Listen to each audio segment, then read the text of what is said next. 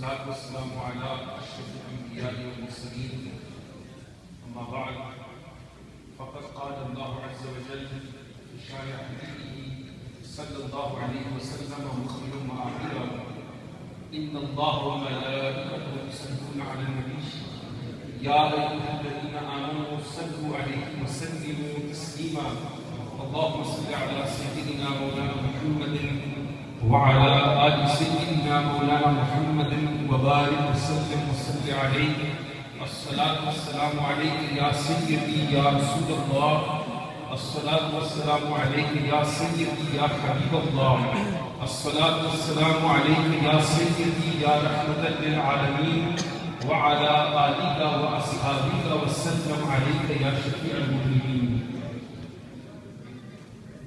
सदाएं दुरूदों की आती रहेगी जिसको सुन के दिल शाद होता रहेगा खुदा अहले सुन्नत को आबाद रखे मुहम्मद का मीलाद होता रहेगा All praises are for Allah, the Lord, the Master, the Creator, the Sustainer of all the universes, and the salvation be upon His beloved, the best of creation, the purpose of creation, the life of creation, the life of creation, mine and your master, the beloved Prophet Muhammad sallallahu alayhi wa alihi wa ashabihi wa sallam, and the salutations be upon him, upon all his pure family, upon all his pure progeny, upon all his pure lineage, and upon all his right companions.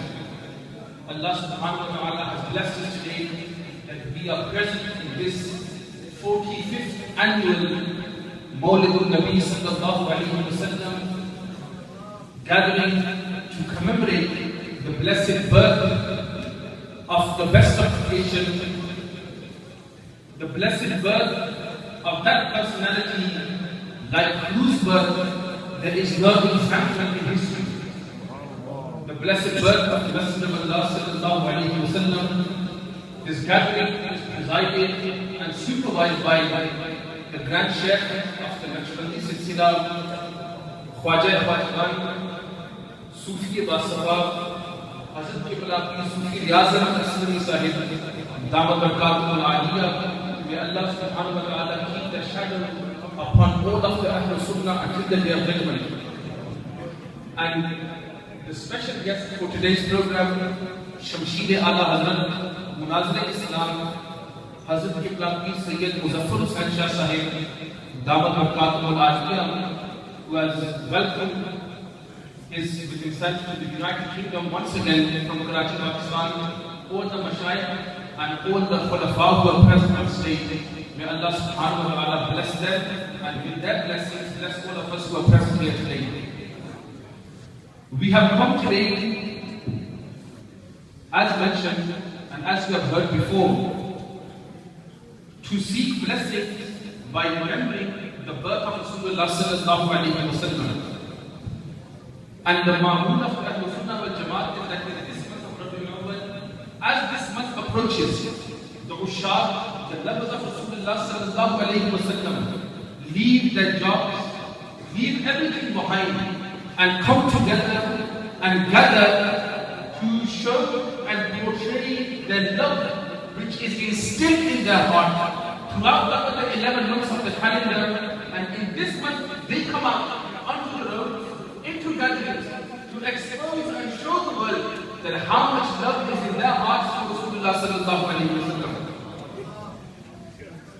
And this love and this remembrance is not something which is a tradition or a culture which is associated with any one form of nationality or any one country or any one race or any one generation or any one era or any one time. But we must remember that the remembrance and the milad which we are celebrating here today is that practice which we find from the time of Rasulullah sallallahu alayhi wa sallam, generation by generation till today, and will continue so until the day of judgment.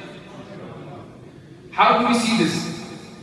We find a narration briefly because the time is short and Qibla Shah Sahib's speech is the main speech we all here to understand and hear from. Basic, I will give the understanding of a narration which we find in the Musnad of Imam Ahmad ibn Hanbal radiyallahu ta'ala anhu. Imam Ahmad ibn Hanbal is that Imam who is no normal personality. He is one of the mujtahideen of the Ahlul Sunnah wal Jamaat. He is also a muhaddis. He was a hafiz al-hadith. Not only a hafiz al-hadith, but he was hakim al-hadith. He was that personality that his students mentioned about him, that when Imam Sahib left this world, he was a hafiz and had memorized over 1 million ahadith of Rasulullah sallallahu alayhi wa sallam. That Imam mentions in his Musnad, which is one of the masadir of hadith, he mentions, narrated by Sayyidina Abu Hurairah radiyallahu ta'ala anhu, and the Sahaba Ikram have narrated and mentioned from Sayyida Amina radiyallahu ta'ala anha, the blessed mother of Rasulullah sallallahu alayhi wa sallam, that mother upon whom 1 million mothers we sacrificed. Before I mention the hadith, one point has come to my mind. As I have mentioned the name of Rasulullah sallallahu alayhi wa sallam's mother, that mother, like whom there has never been a mother in humanity, and like whom there will never be any mother like her in humanity. About her, unfortunately, there are some people who still have bad thinking or a bad ideology about that personality and question the faith and iman of Sayyida Amina radiyallahu ta'ala anha. For them, one narration comes in my mind.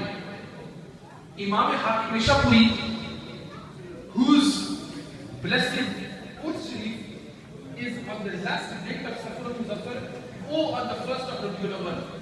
So Imam Hakim, who wrote Mustadrik al-Salihain, his Quds and his commemoration of his birthday is also either on the last day of Safar or on the first of Rabiul Awwal. Imam Hakim in his Mustadrak and Imam Hakim in his book of Hadith, it is called al-Salihain, meaning that every Hadith which Imam Hakim has compiled or taken in his book is upon the same criteria which Imam Bukhari and Imam Muslim in their narrations. And Imam Bukhari and Imam Muslim are shaykhain in hadith, the same criteria of them collecting narrations, meaning the isnad, the riwayat, the ravi, the matan, etc. The same criteria Imam Hakim takes his hadith. And Imam Hakim mentioned this, that all animals, when the day of judgment arrives, or any animal who dies previously, they will remain on earth and they will be destroyed. But there are certain animals who Allah will grant them exclusive rights to be inside paradise, to be inside heaven. Amongst them, at the top of the list we find the blessed camel of Rasulullah sallallahu alayhi wa sallam. Along with this, we find the blessed Darul Astamir of the Ashabi Kahf who will enter into paradise. Amongst these animals, there is also a fish, a whale. Which whale? That whale in whose stomach Sayyidina Yunus alayhi salam spent 40 days and 40 nights. The Messenger of Allah said that that whale will go to paradise because in that whale's stomach remained a prophet of Allah.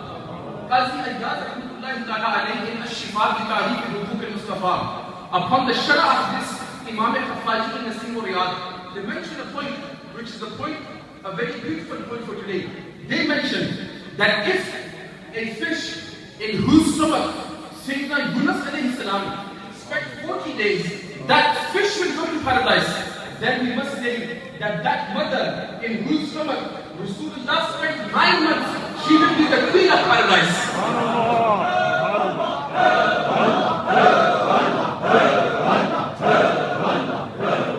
This is something to keep the on. That Sayyidina Amina, 1 million mothers we sacrificed upon her. She mentions, back to the narration of Imam Ahmad ibn Hanbal, that when Rasulullah sallallahu alayhi wa sallam's birth happened, the first thing that I saw Rasulullah sallallahu alayhi wa sallam do was what? That the Messenger of Allah sallallahu alayhi wa sallam, as he came into this world, the first thing he did was go into sajda. He went into prostration. And how beautiful that the the Messenger of Allah went into prostration, that the Messenger of Allah said, because of my sajda, Allah has purified this whole earth. When you do tayammum, when you do not have water is used to purify you. Water is to purify you. But the 7 types of water and my water is to purify you. In the absence of water, when water is not available, you do tayammum. Tayammum is used. What do you use for tayammum? The earth. You use the earth to purify it. If you have najasa, tayammum, the dust of this earth is used to clean you. Why? This is again the sadaqah and blessing of Rasulullah sallallahu alaihi wasallam. That the Messenger of Allah went into sajda. Because of this sajda, Allah purified the whole earth. Sayyidina Amina says that Rasulullah sallallahu alaihi wasallam went into sajda. When he went into sajda, I saw that a white cloud came, and this cloud was so bright that the Messenger of Allah disappeared in this cloud. The Messenger of Allah disappeared in this cloud. After a while, the cloud went, and I saw Rasulullah sallallahu alaihi wasallam, and in his hand he had 3 keys.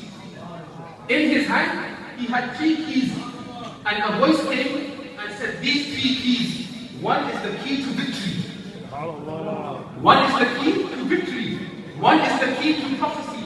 And one is the key to rulership. Then the cloud came again, and the Messenger of Allah disappeared. Then the Messenger of Allah returned, and he was on a green mat. And in his hand he had a green cloth. In his hand he had a green cloth. And a voice came that, welcome, welcome, and congratulations, that in the hand of Rasulullah sallallahu alaihi wasallam is not only this green cloth, but Allah has placed the whole universe in the control of the hand of Rasulullah sallallahu alaihi wasallam. Imam Ahmad ibn Hanbal, and this hadith there is very clear for all of us to see. So, and then Sayyidina Amina says, then the Messenger of Allah sallallahu alaihi wasallam, the light emerged, which was so bright that all I could see was light and light and light. This is the nur of Rasulullah sallallahu alaihi wasallam. Why we gather to remember the milad and the birth of Rasulullah sallallahu alaihi wasallam? This is something which Allah rejoiced upon. This is something which Allah's malaika and angels rejoiced upon. This is something which the Anbiya rejoiced upon. This is something which the Sahaba rejoiced upon. And this is something which all the Ahlul Sunnah rejoiced upon. May Allah subhanahu wa ta'ala give us all the ability to every day of the year celebrate the milad of Rasulullah sallallahu alayhi wa sallam. May Allah subhanahu wa ta'ala keep these shuyukh and their presence upon the Ahlul Sunnah forever. May Allah subhanahu wa ta'ala give us the ability to see guidance and blessings from these shuyukh who are present here today. Qibla Hazrat has given me a hukam for one more thing also. They mentioned that when you finish your speech, then you have one more duty also. And this is an honor for me that in this gathering, I have the responsibility to invite Qibla Shah to the microphone. Qibla Shah is in no need of any sort of ta'aruf, in any sort of invitation, or in any sort of identity that we need to know who he is. Qibla Shah's voice and Qibla Shah's message can be heard throughout the world, that the man from Pakistan speaks only in defense of the Ahlul Sunnah wal Jamaat. That man who in a young age, Allah has blessed him with immense knowledge, but he uses that knowledge for only one thing, and that is to defend the honor of Rasulullah sallallahu alaihi wasallam. I invite, and pleasure for me to invite Munazir Islam, Shamsheer Ala Hazrat, and Khatib Azam Pakistan, Munazir Islam, Hazrat Peer Sayyid Muzaffar Hussain Shah Sahib Qadri Razvi Dawat al-Aliyah